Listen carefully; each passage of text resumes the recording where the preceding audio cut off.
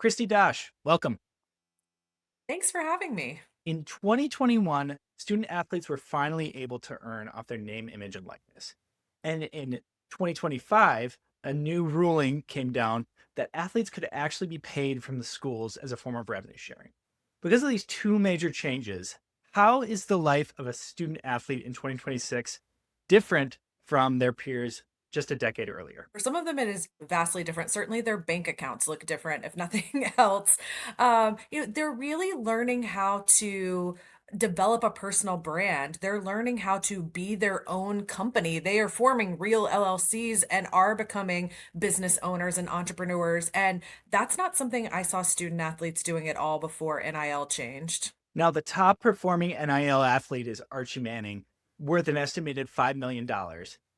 Is with that a lot amount of money, is the line between professional and amateur being blurred, or is it just gone entirely? Yeah, so what's really interesting is that now we see athletes, particularly in football and men's basketball, who are deciding to stay in college longer instead of going into the draft earlier because they can make more money in college than they can make in the pros. So it's an interesting sort of, and even for women's basketball players, it's an interesting area we find ourselves in now where it is more lucrative in many cases to be a college athlete than to be a pro athlete anymore. And so now there's all these eligibility cases because they want to stay in college longer. Yeah, you don't have to wait as long to earn that paycheck where it used to be 4 or 5 years before you finally got a payout for all your hard work. Well, and for some of them, they got to the pros and didn't perform at the level they thought they would. Like Johnny Manziel's a good example. He could have made enormous amounts of money while he was in college, but then, he was not a top pro athlete. He certainly made some money in the NFL, but maybe not what people expected him to make.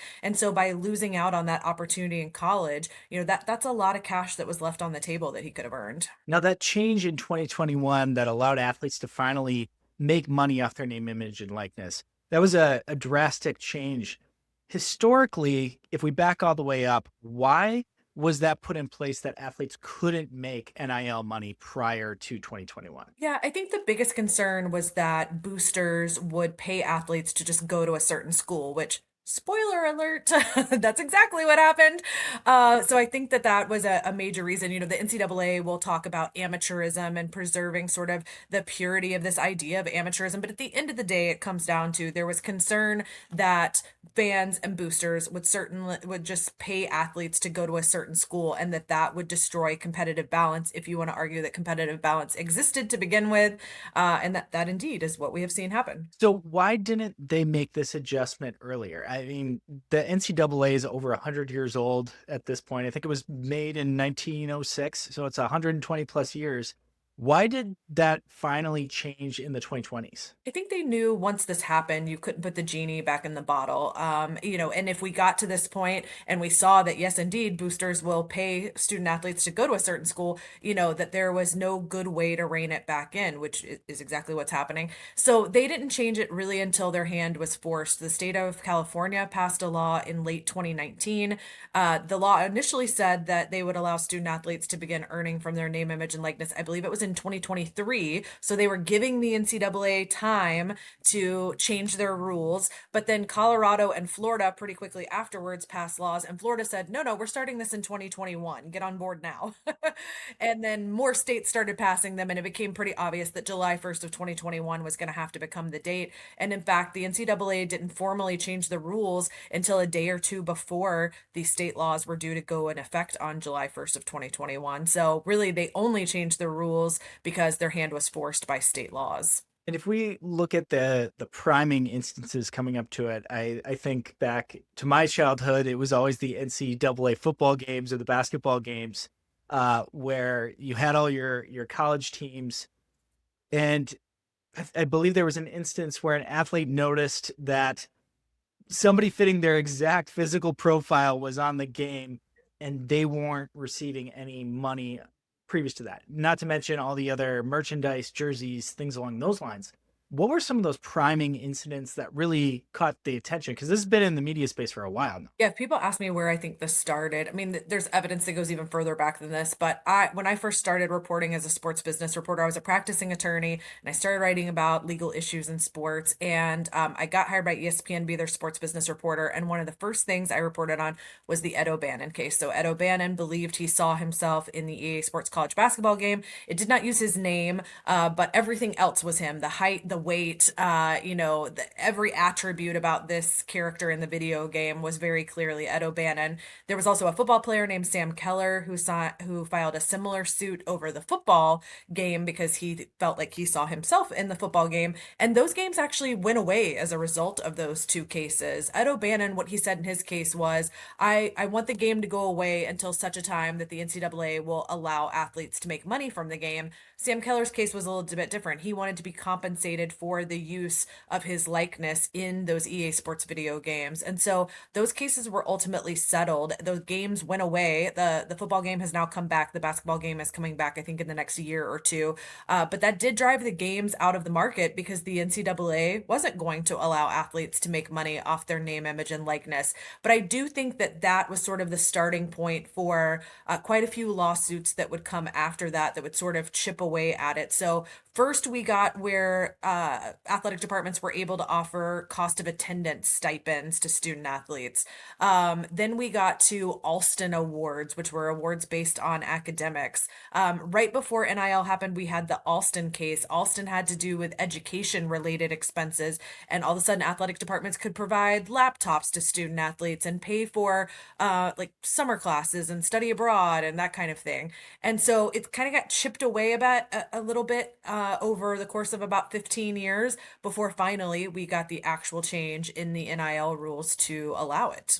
It's funny when they list out like all the things that they were doing to provide a benefit to the students.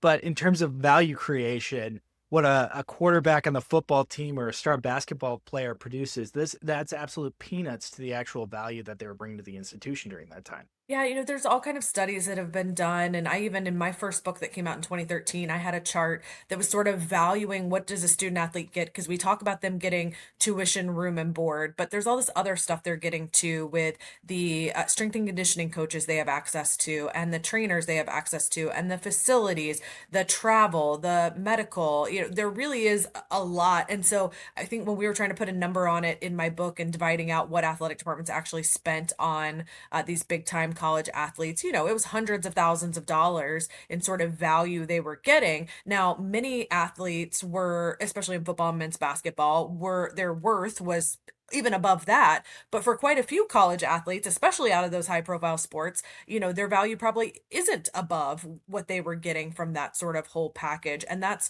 what the NCAA kind of hung their hat on, was all this value that you were getting. I've always said that I feel like the NFL and the NBA deserve at least like a little bit of the slack for this. The NCAA gets all the hate for it, but there are a lot of college athletes that I don't believe would be college athletes if they didn't have to sort of go to college to play before they could be in the NBA or the NFL. I mean, there certainly are other avenues if you want to talk about going to play overseas and that kind of stuff, but everybody knows like the best path to getting to the NBA or the NFL is through college sports. And because of the age restrictions the pro leagues have, there are guys who have zero interest in going to college right now, zero interest in getting a college degree, at least right now, who only go because that's the best development for their sport. And so the NCAA is sort of left dealing with this problem. And we never talk about it with baseball players because baseball players can go straight out of high school if they're good enough and go into the minors or even pretty much go straight to the majors for the really, really good ones. So it's really football and men's basketball players that become the issue. And so I've always felt like the NFL and the NBA should get like a little bit of the bad press over this because they use college sports as a developmental league. It doesn't cost them anything, and the NCAA gets all of the bad press for exploiting these athletes, and the NFL and the NBA get to just coast along and keep doing what they're doing. Yeah, like European sports teams, like say like soccer, they have youth academies that they use that as the feeder, but that infrastructure is not here in the United States, especially for those two major sports. So they were using colleges as the feeder into their pro leagues. Yeah. And so the NCAA, it's maybe not compatible with their, or at least their original mission for athletes to, be making money off of their sport and their ability to play their sport because of this idea of amateurism. But now we've ended up in this situation where some athletes are getting exploited and where their value is larger than what they're getting from colleges, but there is no other like viable avenue for them to get to the pro leagues where they want to be. So it's been a little bit of a weird sort of spot. The NCAA deserves some of the negativity that they get, but I've always felt like the NFL and the NBA have never acknowledged the role they play in this. Now, there's over a 500,000 student athletes in the United States.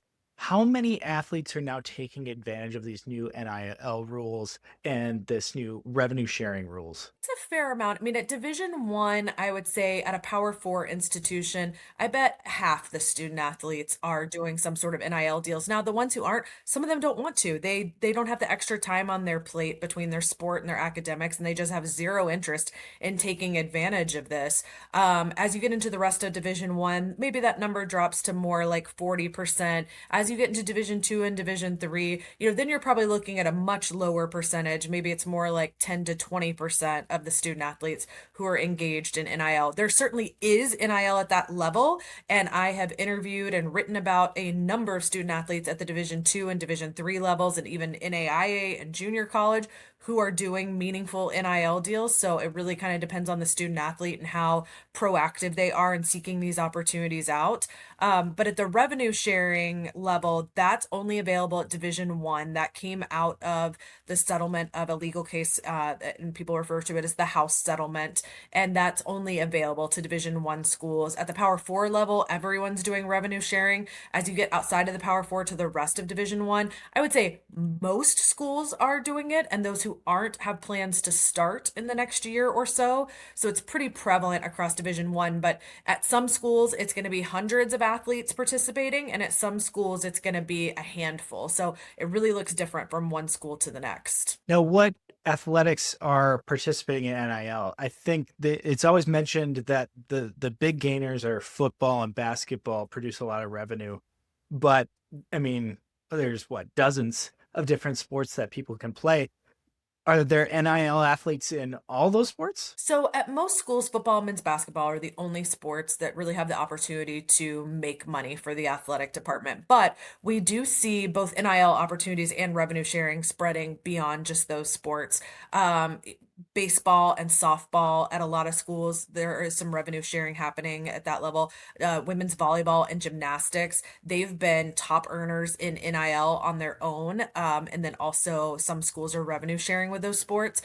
Men's ice hockey, particularly at the bigger, more successful programs, they're doing revenue sharing. So that looks a little different from one school to the next as well, in terms of once you get outside of football, men's and women's basketball, which pretty much everyone at the Division 1 level is sharing with.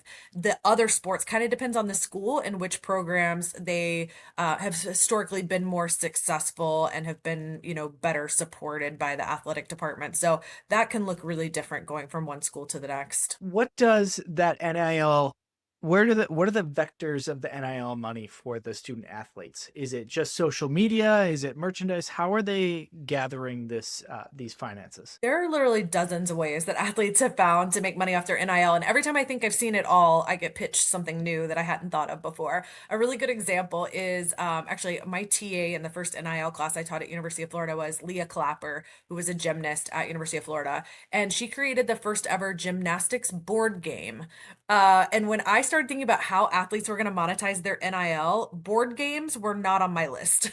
Like, so I've seen athletes do some really creative things. Social media, I always say, is the low-hanging fruit. It's the easy thing because so many athletes already have a sizable following or at least a well-engaged, niche following. And so social media was really easy for athletes to go into immediately. Merchandise has been pretty easy as well because several companies sort of set up to be able to help athletes create create their own merchandise and to sell it on a platform where the athlete doesn't have to do the designing, they don't have to hold the stock, they don't have to mail it out. They work with these companies, and the companies kind of take care of all of that as long as the athlete is willing to lend their name, image, and likeness to it. So merchandise has been an easy one. Autographs and appearances, especially if you're in a higher profile sport, a lot of athletes have been making money that way. Teaching lessons and camps and clinics, that's really popular too. And in fact, when you get into Division 2 and Division 3, those lessons and camps and clinics are a great way for D2 and D3 athletes to make money who maybe don't have a big social media following, aren't interested in social media marketing, because parents of youth athletes are willing to spend lots of money for their athletes to train and get better. And they love for their athletes to be working with a college athlete, and it doesn't necessarily have to be a Division 1 athlete. And so there's a lot of opportunity for athletes at those levels to do that. And then you start getting into stuff like, monetizing their art, their music, writing books, and creating board games, apparently. Now, are they working with those top level earners? So, like the Archie Manning is making about $5 million. He's got to have an agent. He's got to be working with that at that scale. How many of these athletes are kind of going at it alone, or what's the tipping point when they start getting other professionals involved to start represent them in these NIL deals? I've asked an agent before, like as student athletes are asking me, do I need an agent? Like you as an agent, what's the advice you would give them? And sort of across the board, as I put their answers together, this is what I came up with. If you are one of the top 100 players in your sport, then you might need an agent.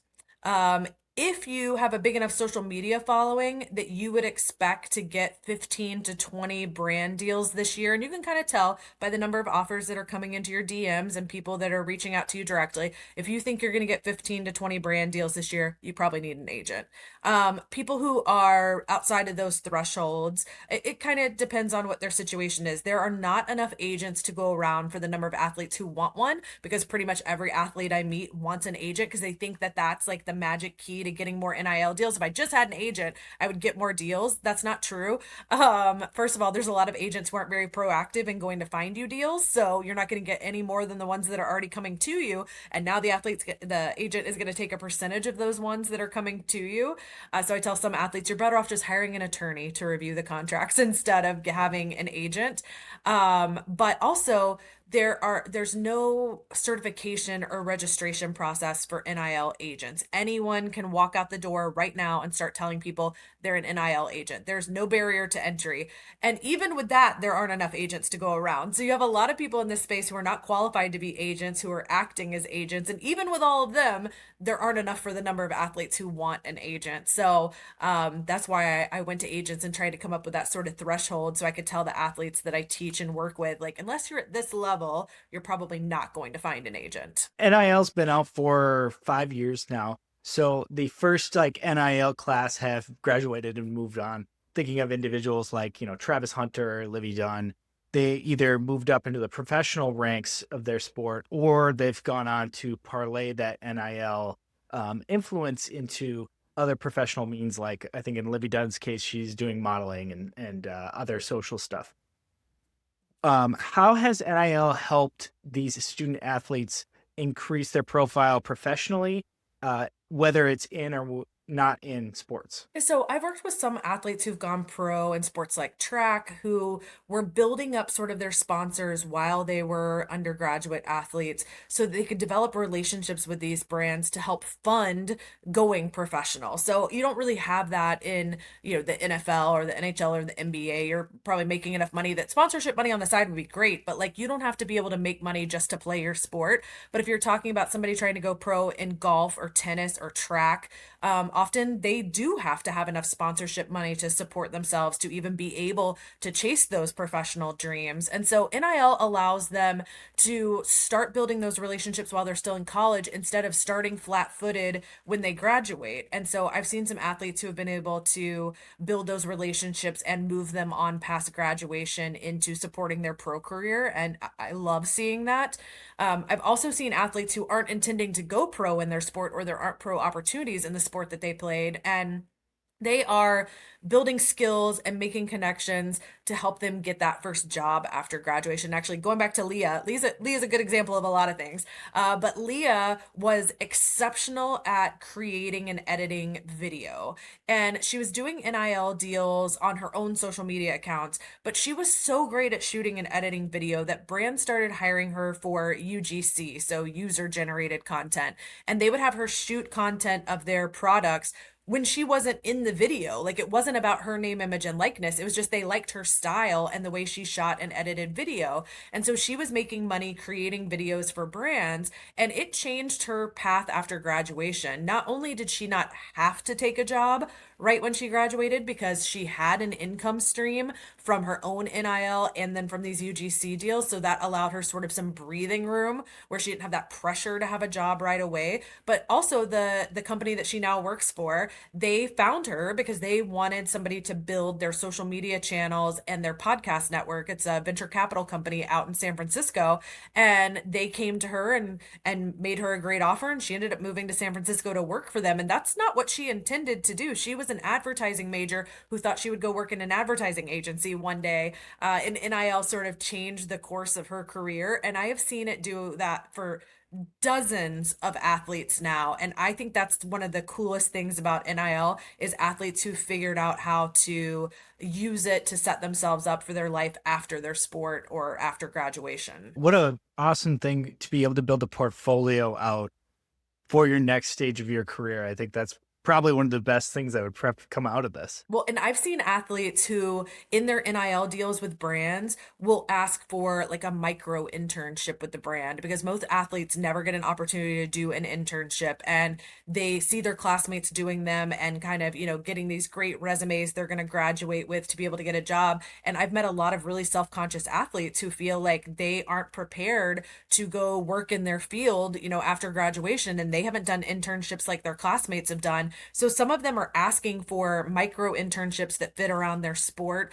They're asking to have phone calls with the CEO. Like, they're using the NIL deals with these brands as leverage to negotiate and ask for things that will hopefully set them up for success after they're done with their sport. And I love that. Like, that doesn't get nearly enough press because it's not flashy like getting a Lamborghini, but like these are the things that really matter and that will follow an athlete for years after graduation and potentially for the rest of their life if they've set themselves up right. We've covered the athletes pretty well here. What are the institutions doing? What are the big sports programs? Because this is completely different than what it was a decade ago and how they were operating. How are they navigating the new sports landscape? I would say you see a fair number of athletic directors and coaches who were close to retirement who have retired because they felt like they were too far, and I don't blame them. They felt like they were too far along in their career to adapt to this. I think that Nick Saban might still be coaching Alabama if NIL and revenue sharing hadn't been coming.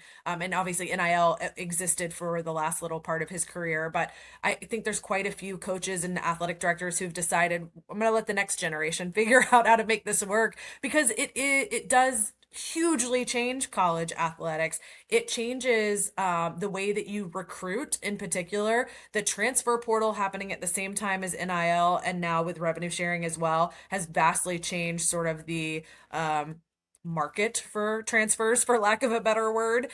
So that's something sort of new to learn. Coaches and administrators are now having to deal with agents. They're having to negotiate contracts. So there's a really different skill set that comes with NIL and revenue sharing. And that's why we see new roles in athletic departments. We see NIL directors and coordinators. We see general managers. There are a lot of new careers being created in college athletics in order to sort of help manage this new ecosystem. So I teach sport management classes, and I tell my students all the time, and I teach law classes too, and I tell them, like, this is a great time to be graduating if you want to work in college athletics because there are a lot of new positions, and even in old positions, there are a lot of people retiring and moving on because they don't want to learn these new things. And so if you're interested and excited about it, I think it's a great time to be coming out with college athletics as a career path. So it's not just that NIL has been good for athletes. I think it's really good for people who want to work in the industry because of the new businesses that have popped up too outside of athletic departments to help provide services and products for athletes. And then I always tell people I can't be unbiased about it because NIL has been pretty good for me too. I mean, I've written a book, I teach NIL classes, I do a lot of consulting. So NIL has benefited a lot of us. Is the model they're gonna try to replicate to keep up with this change, is it are they looking at, like, the professional leagues and seeing how they're structuring, like, front offices and making roughly the equivalent for an athletic department? Yes and no. Sometimes when I talk to folks in athletics who've brought people over from the pro side, there is a learning curve because college athletics does not work exactly like the pros. You've got a dozen plus sports in the athletic department who lose money, and you have two sports who are financially supporting those other sports. You have donors to deal with who have some really specific expectations sometimes and who want to have a say so in things. I don't think you don't have those kind of stakeholders with most pro teams. You've got to do fundraising. Like one of the largest sources of revenue for athletic departments is still donations. Nobody's donating money to the Atlanta Braves. So it does look different. Now, I do think that it has made sense to bring some general managers from pro sports into college sports who understand how to manage essentially a salary cap, which is kind of what revenue sharing looks like, that know how to manage that and maybe bring a different perspective to the recruiting side of it. But those people also, I mean, I've talked to quite a few of them. If they came from a pro sports background and they never worked in college athletics, there's a lot they have to learn on the college athletics side too. So as much as college athletics has aspects that are starting to look like pro sports, it's still not the same. College athletics is still a unique beast unto itself. So you mentioned the revenue sharing. Who is this going to benefit in terms of athletic departments? Are like the big hitters are the Alabamas, the Ohio States? Are they just is the rich going to get richer in this aspect, or is it going to level the playing field in some ways? So the Power Four are the institutions we see that are fully committing to the full amount, which is for this school year was $20.5 million. Schools can share anything from zero up to that 20.5. The Power Four are across the board, they're all spending the 20.5. You get outside of the Power Four and there's less ability to spend that, but at some schools there's also less need to spend that. So there's been a lot of discussion about whether March Madness would look different this year and how it might look different as we get further into revenue sharing because schools that have football are having to spend an enormous portion of their rev share dollars on football. In fact, at most schools, about 75% of the revenue sharing money is going to football because that's a much larger roster than men's basketball is. Whereas at schools that do not have football, they're able to dedicate more towards basketball. And so, quite a few people I know have made the case that over the next few years, we will likely see some of the mid majors that don't have football that will invest more in their basketball teams and become more competitive in March Madness and ultimately in winning the tournament. We'll see how that plays out. This is only the first year, so I don't think you can base it on what happens this year alone. But there's an argument to be made that if you don't have football, you can invest more heavily in other sports and start to be more successful in those sports. It's easier to pay 5 starting basketball players than it is to pay 22 starting football players. Exactly. And even the non-starters in football are making pretty good money. You touched on this a little bit earlier, but the expansion of the transfer portal is adjusting things as well. I've heard stories of athletes that they've had 4 years of college sports and they've played for 4 different universities. Is it going to look like free agency every spring? That's pretty much where we are. I was telling somebody the other day, I can't wait. These people get out and they start, applying for jobs and they've got 4 different colleges on their resume. And somebody who like doesn't know anything about college sports is like, why are you changing schools every year? Like, what's right? I think it's going to be a red flag if they don't understand that athlete was or I'm sorry, that candidate was a student athlete and that's why they moved around so much. I've seen some changes proposed for the transfer portal. Some of those are going to be tough to implement, especially because they potentially violate antitrust laws. So, unless college athletes are deemed to be employees and are able to collectively bargain and agree to some of these restrictions, it's actually really difficult to put restrictions around NIL or around the transfer portal. A lot of discussion has been had by coaches on just the timing of the transfer portal. What we're seeing is that in revenue sharing contracts, schools are trying to protect against athletes leaving. And whether that's language that tries to keep them there or language that tries to compensate the school when you leave. We saw that this year with Darian Mensah at Duke, who was headed towards Miami, and Duke ended up suing him. His contract said that if he left, he would owe, I believe it was $4 million. It had a buyout clause, essentially, like we see in coaching contracts, and Duke's far from the only school putting those in there. We saw an instance happen this transfer portal at Washington as well. And so schools are trying to protect themselves and either give you a disincentive to transfer, make it difficult for you to transfer, or at least make it financially painful for you to transfer and get some money back for the athletic department to use to lure other candidates to the school. So definitely, I think we're going to see schools getting creative in the rev share contracts as a way to manage the transfer portal. When we talk about like downstream consequences or changes because of these huge NIL and revenue sharing, I don't hear a lot of straight up complaints saying this is going to like destroy college sports. I think some of the people that talk about it, if I'm to like steel man their argument, be like a Nick Saban is like, this no longer you're entering a program, you're becoming a free agent, and you're just hopping from place to place. You're not developing your skills. Is this a valid criticism in your eyes? It's an interesting debate. I think when you people who cover it every day, like I do, I see a lot of those people on social media who, essentially say this hasn't changed the product that much at all. And, there aren't really any big negatives to it. When I'm at like a dinner party with people who like just know a little about NIL and revenue sharing, they do complain a lot about what it looks like now. And they complain that they can't name the people on their team anymore because people are moving so fast. They can't remember who's even on their team anymore. I mean, I had a student last semester and he got hurt. And I was just earlier today thinking, did he transfer? Is he playing for us next year? I don't know. I have to go look it up. I honestly have no idea. I think he did transfer, but I'm not 100% sure on that. So I'm going to go look it up. So I do think it's tough as a fan. And what we've seen even in pros, I get sent this data all the time that even in the professional leagues, that the generation behind me, the kids that are in their 20s right now, they follow players, not teams in the pros increasingly. And I wonder if that's what we're going to see at the college level as well, is less team loyalty and more people who are following the individual athletes. So it'll be interesting how to see how that kind of changes college sports. But you know, I want to say I want the athletes to have the freedom to move because we give coaches the freedom to move. And if you committed to a school because you were super excited about a coach and then he leaves, it used to be too bad you were stuck there or you had to go somewhere and sit out a year.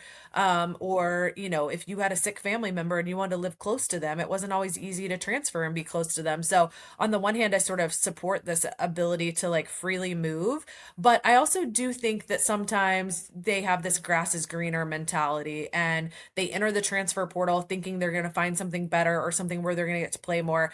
And then they find nowhere and they have nowhere to play next year. And I think the NCAA should put these stats out more. But right before the transfer portal closed this year, there was a reporter who got the data from somewhere and reported that there were still 1,500 football players in the transfer portal who had not been picked up the night before the portal closed. So now they've given up their spot at their old school and nobody picked them up for a new school. So now they've given up their opportunity to play at that level. So there needs to be something in place, I feel like, to protect against that, or at least educate athletes better about the potential for that to happen if they decide to try to transfer. Is this just the chaos that is created by a new sports dynamic? Maybe, 5 years from now, these problems are going to shake itself out and we're going to hit a nice happy medium where maybe an athlete stays 2 to 3 years at the same institution and then transfers? Or is it Do you think it's going to just be this free for all for a long time? I think it's probably going to be this free for all because, again, the NCAA can't put really meaningful restrictions in place without getting threatened with an antitrust lawsuit. So, unless athletes are deemed to be employees or unless there's some sort of congressional action that declares that athletes are not employees and gives some sort of antitrust exemption to the NCAA, it's hard to put any restrictions on it. And I don't think that athletes are just going to magically want to stop transferring. I mean, they want to transfer because they're not getting enough playing time or they think they can make money somewhere else, or their coach left and they don't want to stay behind with, whoever's next. Like there's a lot of different reasons that somebody decides to transfer. I don't see any of that changing. So I think the only kind of restraint I see that might make a small difference is that now we have these revenue sharing contracts that have these clauses that are trying to make transferring a little either less desirable or to restrict it in some way, and whether those actually end up holding up in court or not. So we haven't seen one go to court yet. We don't know what a judge is going to do with these contracts. But I do think that they had some impact this year in the transfer portal versus last year when we didn't have revenue sharing yet and these contracts didn't exist. So as we get further into it, it'll be interesting to see if these contracts kind of change um, that desire to transfer so often. It's and there's probably going to be some stories too as more information goes out. There'll be some tragic stories where somebody tries to transfer and then the grass is not greener on the other side and it kind of really nicks their career a bit. It's kind of a tough lesson to learn, but I mean, I'm sure these athletes are starting to kind of learn the do's and don'ts of doing NIL in kind of a fresh new atmosphere here. Yeah, absolutely. Again, it's only been 5 years for NIL. It hasn't even been 1 year for revenue sharing yet. The transfer portal is also only about 5 years. So we're still really early on in this new ecosystem, and everybody's still kind of learning how it works. So I think we still have a few more years to kind of settle into it. There's different programs and then they kind of create stars. When you think of like Alabama and Georgia, these programs in like football have a pedigree, right? You played quarterback for the Crimson Tide, or you're a running back for the Crimson Tide, or you won a national championship with Georgia. There's a certain like stamp of quality that kind of gets put on that. Is there like a reverse that would happen to this where somebody with a nice NIL influence might elevate a college's program? Let's say like gymnastics. Livy Dunn gets a ton of attention when she's at LSU, and I don't know. I don't watch college gymnastics that much, but I knew that when like college gymnastics national championship were on, because social media would be flying around on it. Is there like a reverse trend here where athletes can actually bring the attention to the sport rather than the other way around? I think there is. A really good example is the first $1 million softball player we had who transferred from Stanford to Texas Tech. Like, who's ever paid attention to Texas Tech softball unless you went to Texas Tech? I played softball my whole life, and I don't know that I've ever watched Texas Tech play a game until they had her. And then I did pay attention during the College World Series last year, and I wanted to watch her pitch and see what $1 million pitcher looks like.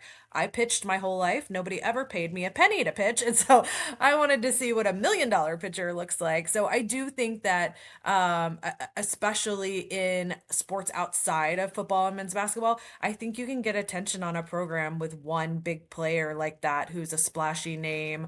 Or is getting big NIL money and has been in the news for that reason. Libby Dunn's a great example of that too. So I think we'll see more of that, and particularly I think in women's sports. So we'll see how that goes. I feel like volleyball, softball, gymnastics, those are the three sports who are sort of getting elevated by NIL and revenue sharing. You mentioned a little bit on the transferring. There's issues entering the transfer portal.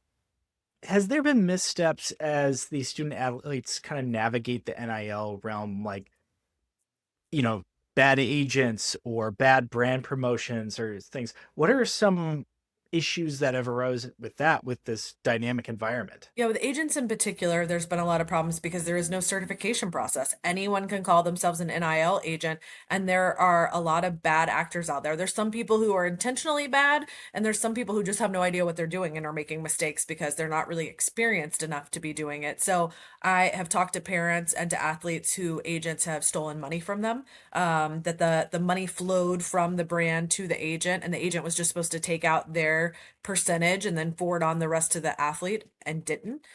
So that has happened in a number of cases. There's also just been athletes who have, I'm sorry, agents who have led athletes to just sign bad deals that have bad terms in them that follow them around into the future.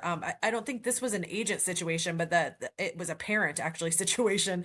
Marvin Harrison Jr., his first year in the NFL, he did not have an NFL jersey for sale because of a contract he had signed, although it turned out his dad had signed it in college with a competitor to the brand that does the jerseys for the NFL. And I don't know that an agent was at all involved in that, but his dad was. And ultimately, in court, his dad said that he forged his signature on it. And this is kind of how they ended up getting out of this contract.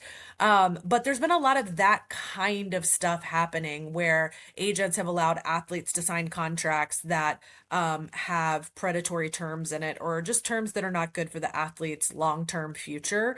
So there's been a fair amount of that. There have been brands that have stiffed athletes and not paid them. I had one student athlete who worked with a brand, and the brand pretty heavily edited her picture after the fact and used it for something that she didn't want to support. And unfortunately, in her contract, she had given them the right to make any edits that they wanted. But she didn't, nobody advised her on that contract. She didn't have an agent, she didn't have an attorney look at it. And it had this pretty broad clause that allowed the brand to edit the photo however they wanted. And then now she's in a picture promoting something she didn't believe in. So those are some of the things I tell athletes to watch out for. They're going to have to become mini experts on, brand management, PR, contracts. It's kind of be a tough lift because if you have 15 or so brand endorsements a year, you're going to be reviewing quite a bit of contracts and having to scan over a lot of fine print to make sure you don't get screwed over. Yeah. And there are a lot of attorneys in this space who offer free or discounted legal services. There are a number of law clinics at law schools across the country that will look at these contracts for free from athletes. Athletes just have to know about it and take advantage of it. So the NIL deal, it's very similar to, would you say it's comparable to like an influencer in some aspects of how they earn money and profit off their likeness?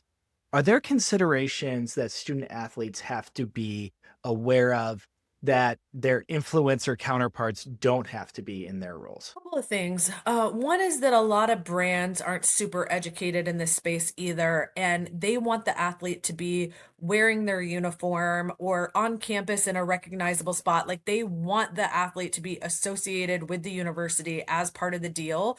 And generally speaking, that's going to require some approval from the university, particularly if you're wearing anything with a school logo or school colors. Being somewhere on campus gets into some other rules. Like some schools have rules about using campus facilities for NIL deals, but the bigger one is having like a jersey or a t-shirt or sweatshirt that's got the school logo or the school colors. So if the athlete also doesn't know that they're not supposed to do that without permission and that the brand is probably going to have to pay like a fee to the university to use its intellectual property, I mean, that's not something you really run into in the non-athlete influencer space because people aren't necessarily trying to get access, to your school branding the way that they are with athletes. So I'd say that's one big difference. And then, like I was talking about with Marvin Harrison Jr., I think that athletes have to be careful about long-term deals or about deals that grant someone the rights in perpetuity or that grant the rights for some sort of long term and how that might conflict with deals that the Players Association might have when you go pro, or that even might just conflict with, even if you're going pro in track and there's not like a Players Association there, but what if the team, the team sponsors are in direct conflict with some sponsor that you signed with when you were in college? So there's more of that than I think you would run into with a non-athlete influencer. So as athletes kind of grow their exposure, when should they start looking at that professional help? You have athletes that are maybe getting helped out. They're doing it on their own or they're tagging in their parent. When should they start looking at, hey, I'm starting to grow my influence. I'm starting to get a lot of followers. I'm entering a big program. When should I start tagging in like lawyers and agents into my process? And honestly, as a lawyer, I have to say, I think anytime you get presented with a contract, you should show it to a lawyer. Because There are just all sorts of things that hide in there that can come back to bite you later, and like I said, there are free resources to get it reviewed, so there's really no reason not to, because there are free opportunities to have somebody review that for you and to keep you from making mistakes with that. So, I think from a legal, advice perspective, like, that's as soon as anybody's trying to get you to sign a contract. But as I said earlier, for trying to seek the services of an agent, if you are planning to go pro in your sport, or if you are getting, 15 plus deals a year from brands, then you're probably in a good space to try to find an agent. Some agents are really geared towards specific sports, and some agents are more geared towards like social media marketing and sort of the influencer side. So it kind of depends on who you are as to who the best fit's going to be for you. Is that you're gonna have to do quite a bit of the legwork and kinda understanding the brand image you wanna put out, what your do's and don'ts are, where your hard lines are? Do you have to do that legwork or that framing of how you want your personal brand to be before you start engaging with these kinds of agents? Think so. Now, if you're top of your sport in a sport that has a professional league, just being good on the field is really all it's going to take. And even if your feed is all football and you have no real brand outside of your sport, it might not matter. But for athletes outside of those sports and who aren't necessarily going to go pro in a major sport like that, I think you do have to spend some time and attention on what your brand is. What I tell the students that I teach NIL classes in 3 different departments at University of Florida, and we all do an exercise where we talk about the 3 buckets, the 3 things we want to be known for. And one can be your sport if you're an athlete, but the other, you need 2 more that are other things. They can be hobbies like hunting or fishing. It can be fashion, music. I always tell people a good one is if you have a dog you spend a lot of time with. Fun fact, dog influencers make more than human influencers do. So put your dog to work for you if you've got a dog. I need to follow my own advice. I have a beautiful German Shepherd and I need to make her do more more work on social media so we can earn some more money.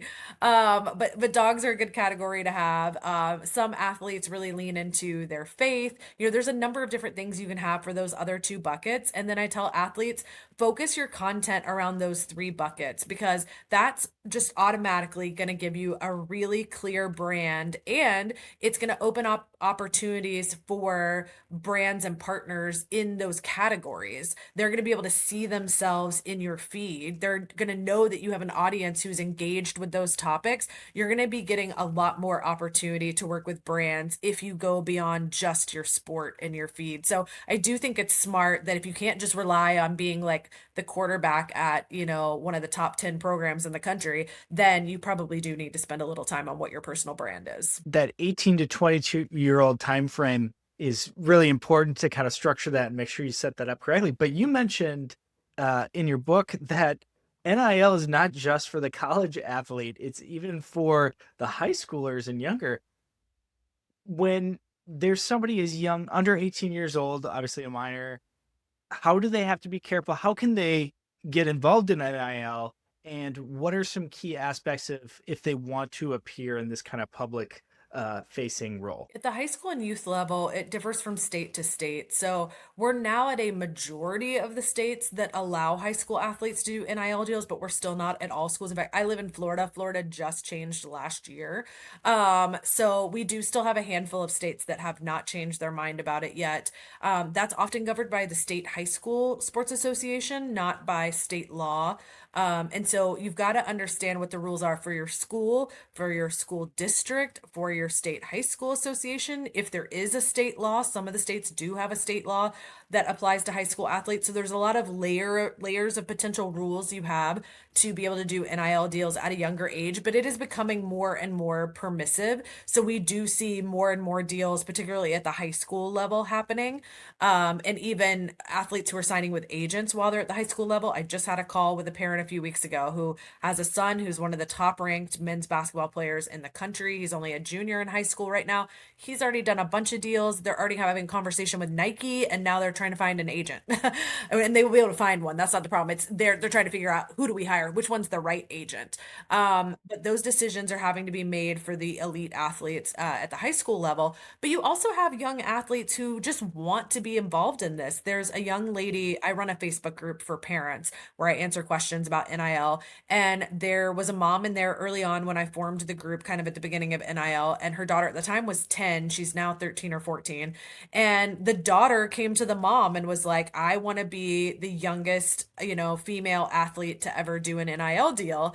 And she went to her local gym where she, worked out and trained. She told them what NIL was and that she wanted to represent the gym, and she had like an idea for how she was going to do a deal for them. And they did it. And so she did an NIL deal at 10. She got beat out for youngest by a 6-year-old golfer. And I have a niece who's 7. I take her to cheerleading practice 2 nights a week. I cannot fathom her doing an NIL deal and me getting her to like focus on it and like, do the deliverables we need to do to like do this brand deal, and the amount of effort it would take from me for her to do an NIL deal. So the 6-year-old golfer, I mean, hats off to him and his parent for that happening. But I do get emails all the time from parents of 8-year-olds, 10-year-olds, 12-year-olds who the kid came to them and was like, I heard about NIL and I want to do it. How do parents prepare if they have a great athlete, they see this direction kind of heading down the pipeline?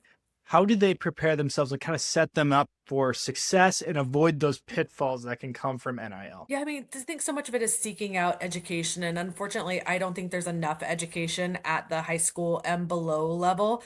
It's not really coming from the schools or even from, like, I expected more of the like programs and tournaments maybe to have more NIL education, and they haven't. I did a webinar earlier this week with NCSA. They're trying to do more to get in front of high school parents. A big reason I wrote my book was to have a resource for high school parents because I was getting so many emails from them. And I always tell people the book has the answer to every question I have ever been asked by an athlete or their parent. Every question. Like, I can honestly say there's not a question that I think I didn't answer in that book. And so, but the thing is, like, I've only gotten it in front of so many people. Like, I know there are hundreds and thousands of parents out there who have no idea how to navigate NIL and haven't found the right resources yet. So hopefully, as this continues on and NIL gets a little older, there will be more education and resources out there for the younger athletes, because a lot of them want to get involved with it. They want to start building these skills before they get to college. They want to have a good foundation to grow from in college so that they can maximize those opportunities. Yeah, parenting's hard enough. I can't imagine trying to manage my child's athletic NIL deals on top of it. So